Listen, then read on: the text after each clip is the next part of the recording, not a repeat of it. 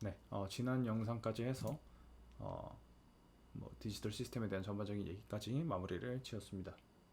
마지막 파트는 AI 가속기에 대한 전반적인 그 원리, 앞에서 설명한 것과 거의 동일하겠지만 전반적인 원리랑 이제 더불어서 이 앞 영상에서 소개드렸던 파이프라인 에더 트리를 이용한 굉장히 기초적인 형태의 AI 가속기를 간단하게 설명드리고, 또 다른 구조는 어떤 것들이 있는지에 대해까지 가볍게 다루도록 하겠습니다.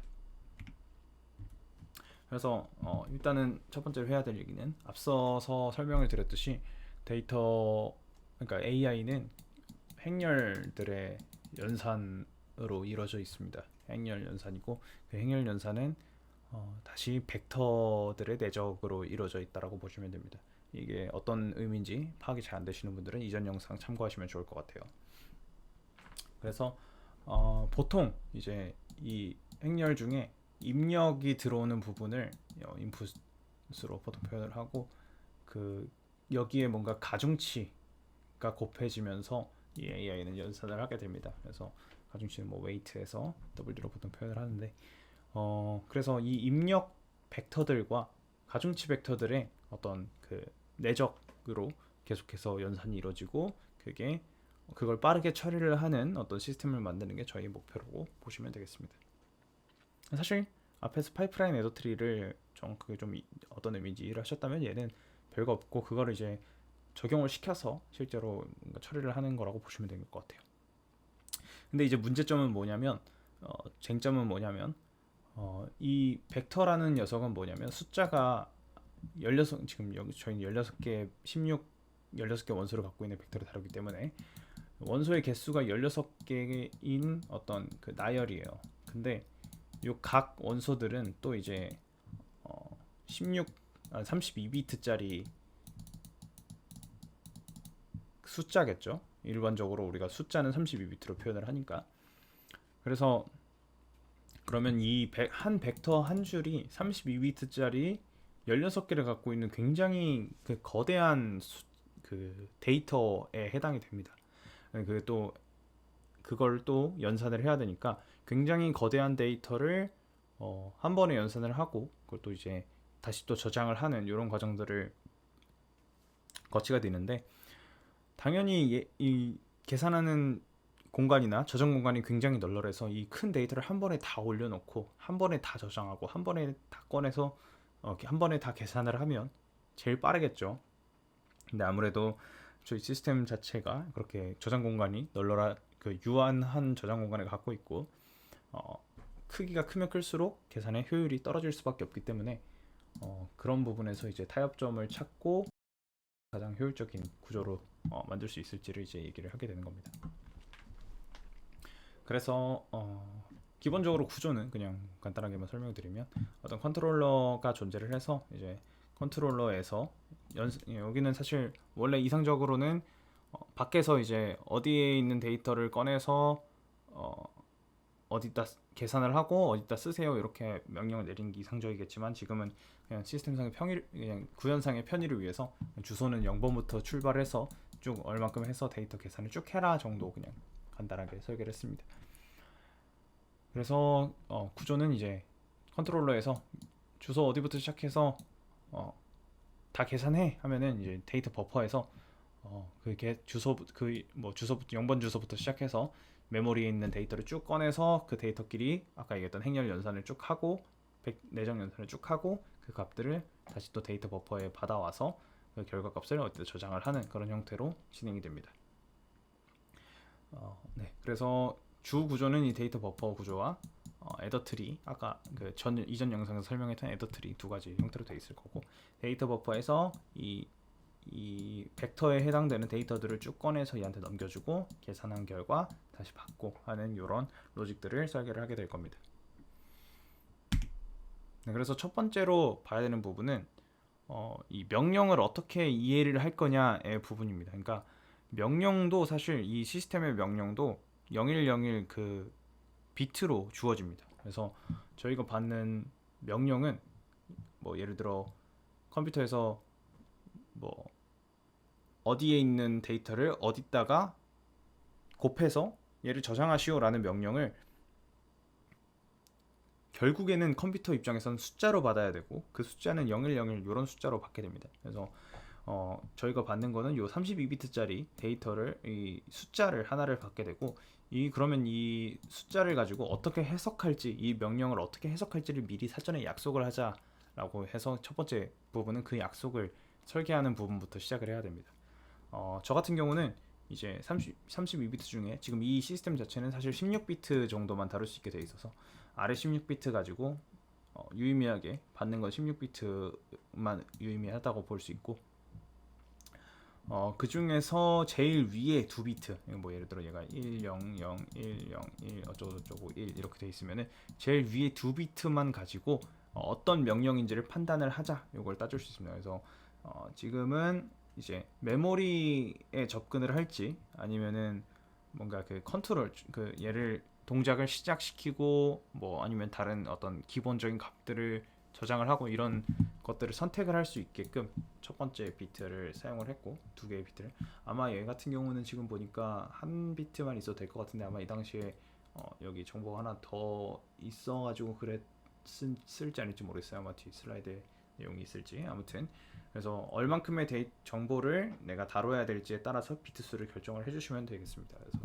그렇고 그 다음에 두 번째 파트는 이제 메모리를 선택하는 부분. 그래서 지금 여기 데이터 버퍼 같은 경우에 메모리를 3개를 씁니다. 아까 얘기했던 인풋, 입력이 저장될 곳, 그 다음에 가중치 웨이트가 저장될 곳, 그 다음에 그 출력값, 계산한 결과가 저장될 곳 이렇게 메모리가 3개가 적는데 이제 밖에서는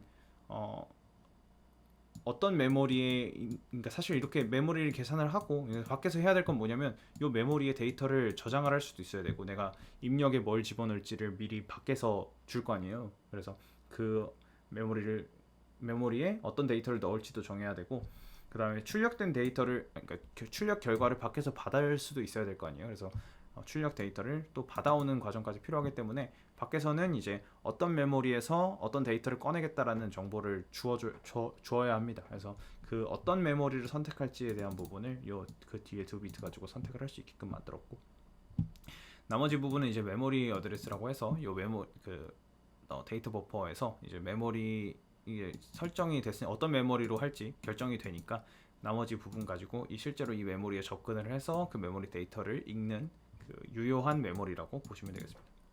이런 식으로 16비트 저 중에서 이렇게 명령을 사전에 약속을 했다. 그리고 나서 이제 메모리를 실제적으로 접근을 할 때, 뭐 예를 들어 인풋 메모리라고 할 때, 아까 말씀드렸듯이 벡터는 굉장히 큰 데이터가 됩니다. 그래서 메모리 입장에서는 아까 얘기했듯이 한 번에 4바이트씩 32비트씩만 입력하고 쓰고 읽고 하는 게 가장 이상적인데 얘를 뭐 한 번에 아까 16개 벡터가 16개짜리라고 그랬으니까 32비트짜리 16개 하면 굉장히 큰 사이즈가 되겠죠. 걔를 그냥 한 개의 메모리에서 불러오려면 이 4바이트짜리를 불러오는 과정을 16번 수행을 해야 됩니다. 이론상으로. 그래서 굉장히 비효율적이겠죠. 그래서 도입한 방법이 메모리 뱅크를 만들어서 16개의 메모리 뱅크를 따로 만드는 겁니다.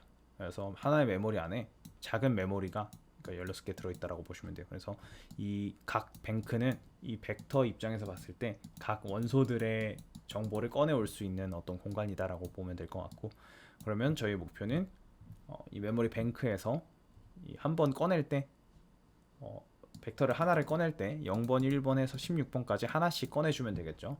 이런 부분을 마찬가지로 근데 이제 이 메모리 뱅크는 실질적으로는 물리적으로는 분리가 되어 있는 공간이잖아요. 그래서 어떤 메모리 뱅크에 어떤 주소 값을 우리가 요청을 할지를 이런 그 주소 받은 주소 가지고 결정을 해야 합니다. 우리가 받은 주소는 연속적인 숫자고 그 연속적인 숫자들 중에서 어떤 메모리 뱅크에 어떤 데이터를 불러올지까지도 이제 사전에 뭔가 약속이 돼 있어서 그것들을 처리할 수 있는 로직을 또 만들어야 됩니다. 굉장히 복잡한 과정이죠. 그래서 제가 선택한 방식은 요 앞에 6개의 비트는 실제로 요 하나의 뱅크 상에서 몇 번 주소를 선택할지를 선택하는 결정짓는 주소라고 볼 수 있고 그 다음에 뒤에 4비트 정도를 어떤 뱅크를 선택을 할지를 결정을 했습니다. 그래서 여기 뱅크를 4비트로 설정한 이유는 이런 맥락이야. 예를 들어서 이제 여기서 이 처음에 6비트짜리에서 이거 지우고 한번 지우고 처음에 6비트짜리에서 내가 예를 들어 2번 메모리를 선택을 하겠어 하면은 여기 2번 메모리가 선정이 되는 겁니다. 그러면 거기서부터 이제 데이터를 꺼낼 건데 0번 뱅크한테는 여기를 0으로 설정을 한 다음에 알려줍니다. 그 다음에 이제 이 1번 뱅크한테는 여기를 1로 설정하고 알려주고 이 뱅크 값에 따라서 각 뱅크들의 이제 접근을 할 수 있게 만들어주는 겁니다. 그래서 여기를 0, 1, 2, 3으로 바꾸면 이 메모리 그 관리하는 애가 0번 뱅크에서 요 2번 주소 꺼내와 1번 뱅크에서 2번 주소 꺼내와 이런 식으로 따로따로 명령을 내릴 수가 있습니다. 이 물리적으로 분리된 이 뱅크를 이 주소상에서는 연속된 공간처럼 느끼게끔 할 수 만드는 그 주소 매핑이라고 볼 수 있을 것 같습니다.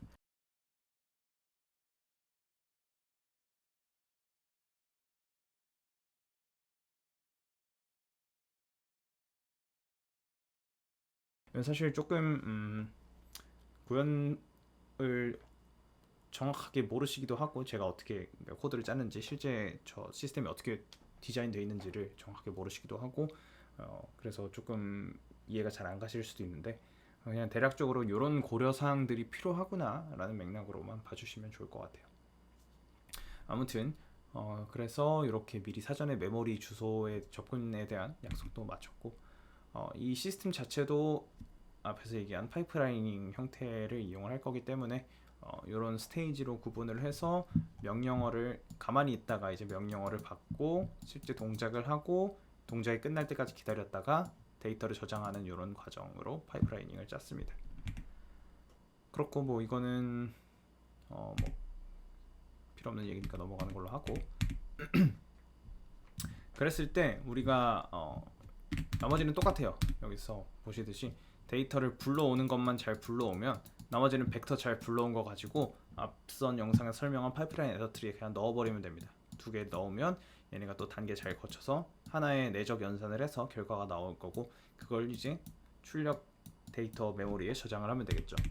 그냥 그런 과정인데 한 가지 좀 봐둬야 될 부분은 뭐냐면 이제 이 행렬 사이즈가 우리가 지금 생각하기로 벡터가 16개의 원소를 갖고 있는 벡터들끼리의 연산으로 생각을 하고 있는데 만약에 이 사이즈가 16개보다 더 큰 사이즈에 대해서 계산을 하려면 얘를 이 하나의 이 큰 행렬을 16x 16 작은 행렬로 쪼개서 따로따로 계산을 해주는 그런 과정이 필요합니다.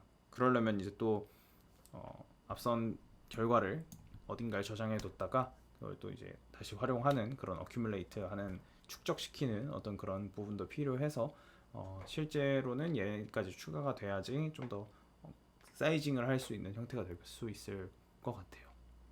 물론 저는 여기까지는 마저 다 하지는 못했지만 아무튼 이런 부분까지 구현이 필요하다 이런 것도 고려사항에 포함이 돼야 된다라는 거. 그렇고 이제 지금 이 구조에 대해서 좀 더 개선할 수 있는 다른 구조는 뭐가 있을까에 대해서 얘기를 하면은 우리가 아까 얘기했듯이 행렬 연산이라는 건 이런 연산이에요. 이렇게 한 벡터, 한 벡터, 이렇게 한 벡터에서 얘네들끼리 내적 연산을 수행을 하는 겁니다. 그래서 기본적으로 이 애더 트리는 파이프라인 애더 트리는 벡터 한 개씩만 연산을 할 수가 있어요. 그래서 벡터 하나, 벡터 인풋 벡터 하나, 가중치 벡터 하나에서 2개만 이렇게 계산을 할 수가 있습니다. 그래서 이 하나의 4 곱하기 4 매트릭스를 4 곱하기 4 행렬을 계산을 하려면 어떻게 되냐면 한 번, 두 번, 세 번, 네 번 계산을 한번 해야 되고 그 다음에 이렇게 각각도 한 줄 이렇게 계산하고 이렇게 계산하고 이렇게 계산을 해야 됩니다. 그럼 총 16번 계산을 해야겠죠. 근데 이런 문제점이 뭐냐면 생각해보면 이걸 계산할 때도 이 데이터가 필요해서 둘이 꼭 그 내적을 했었죠. 근데 요거 계산할 때도 요걸 계산할 때도 요걸 계산할 때도 얘는 다시 또 불러와줘서 또 계산을 해야 됩니다. 그래서 보면은 이렇게 계산을 할 때도 첫 번째 이 가중치 벡터가 필요하고,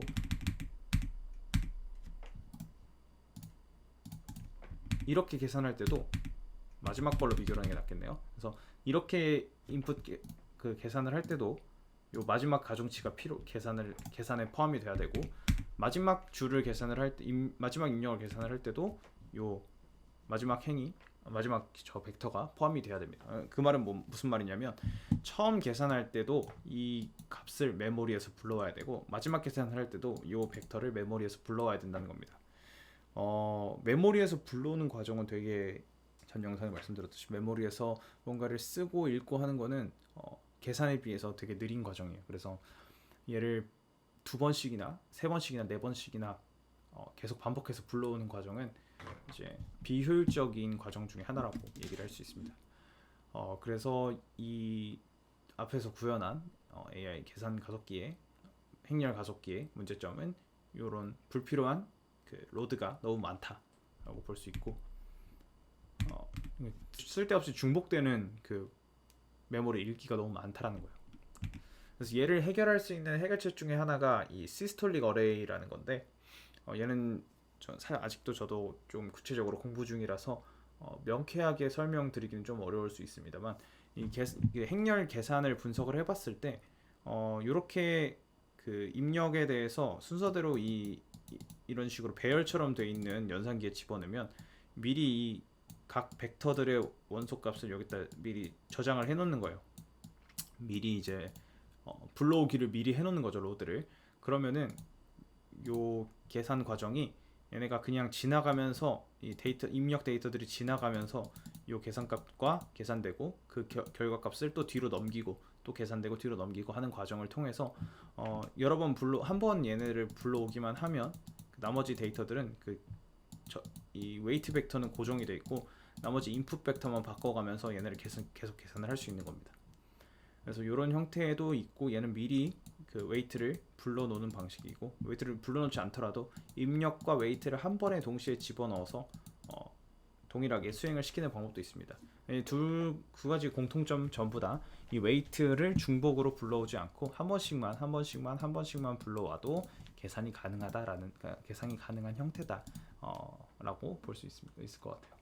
그래서 이렇게 되면은 쓸데없이 중복되는 불러오기를 멈출 수 있고, 아까 얘 같은 경우가 이제 입력을 생각해보면, 자, 입력 한 번 불러오고 웨이트 4번 불러왔죠, 가중치. 그리고 또 다음 거 불러올 때 4번 불러오겠죠. 다음 거 불러올 때 4번 불러오고, 이거 할 때 4번 불러오겠죠. 총 16번을 불러와야 돼요, 이 가중치가. 근데 요 시스톨릭 어레이를 이용하면 얘네 4번 불러오고, 입력 4번 불러오고, 출력이 아니라 가중치도 4번만 불러오면 한 번에 계산이 다 가능하다는 겁니다.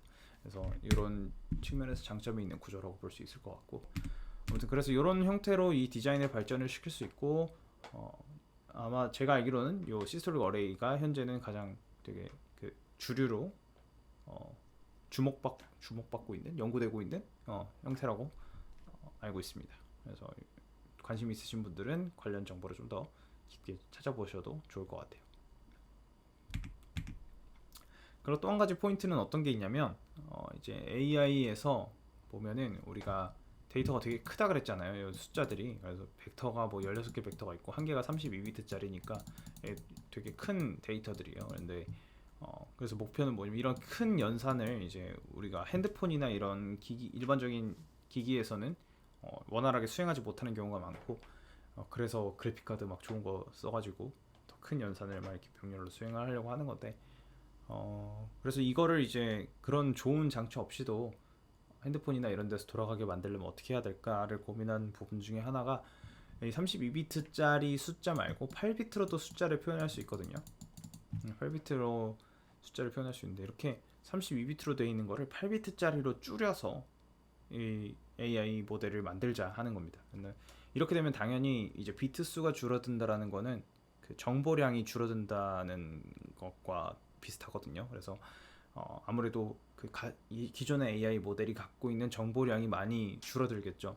근데 이제 이 줄어드는 걸 얼마나 그 잘 보완하고 손실이 덜 나게끔 이 32비트짜리 모델을 8비트짜리로 줄이느냐 하는 부분에 대한 연구도 많이 진행되고 있습니다. 그래서 그거를 퀀타이제이션이라고 부르는데 그 말은 결론은 뭐냐면 제가 이 부분에 이걸 얘기하는 이유는 뭐냐면 저희가 설계한 요 아까 얘기한 가속기 구조는 32비트짜리 데이터를 가지고 연산을 하는 녀석인데 만약에 얘가 32비트짜리 숫자가 아니라 8비트까지도 함께 지원을 할 수 있으면은 똑같은 하나의 그 연산기를 가지고 32비트짜리랑 8비트짜리를 동시에 계산을 할 수 있겠죠. 그러면은 뭐 32비트짜리를 계산할 때 요 입력한 32개를 다 썼다면 8비트 계산할 때는 뭐 8888 해서 한 번에 데이터 4개를 뭔가 계산할 수도 있지 않을까라는 그런 아이디어가 있어서 그 관점으로 조금 생각을 또 해본 부분입니다. 그래서 뭐 이런 포인트들에 주목을 좀 할 수 있고 계산할 때 이런 것도 그러니까 설계를 할 때 이런 것도 고려 사항이 될 수 있다. 발전을 개선 사항에. 그래서 뭐 이거는 근데 뭐 실제로는 여러 가지 그냥 아이디어만 내서 생각을 해봤는데 아마 뭔가 방법이 없진 않을 것 같은데 제가 생각은 아직 못하겠습니다. 생각을 잘 할 수 있으면 훨씬 더 훌륭한 사람이 되겠죠. 아무튼 그렇게 생각을 해봤고 이런 포인트들이 있다라는 정도만 짚어주시면 좋을 것 같습니다. 그래서 여기까지 쭉 영상 3개에 걸쳐서 FPGA와 디지털 시스템 그리고 AI 가속기까지 전반적으로 간단하게 다뤄봤고 아마 이전 영상에 비해서 내용 자체도 좀 배경 지식이 많이 필요한 부분도 있고 어려운 얘기도 있어서 끝까지 보신 분들이 많을지 모르겠는데 아무튼 끝까지 봐주셨다면 긴 영상 봐주셔서 감사드리고 혹시나 제 설명이 부족했거나 제가 사실 이게 저도 잘 아는 사람이 아니어서 제가 배운 거를 제가 이해한 방식을 좀 공유하고자 하는 마인드로 항상 올리고 있는 거기 때문에 그런 관점에서 혹시 틀린 게 있더라도 좀 귀엽게 봐주시면 좋을 것 같고요. 틀린 게 있다면은 이제 가감없이 지적을 해주시면 저도 이제 수정할 수 있는 부분 수정하고 또 저도 공부할 수 있는 부분이 있으면은 또 공부를 해서 네, 보완할 수 있도록 하겠습니다. 그래서 그렇게 해주시면 좋을 것 같고 뭐 더 추가로 다루면 좋겠는 내용이나 아니면 더 깊게 얘기를 했으면 좋겠는 부분 있으면 또 댓글 남겨주시면 참고해서 다음 영상 기회가 있으면 또 만들어 볼 수 있도록 하겠습니다. 네, 아무쪼록 긴 영상 봐주셔서 감사드리고 네, 또 다른 영상에서 뵐 수 있으면 좋겠습니다. 감사합니다.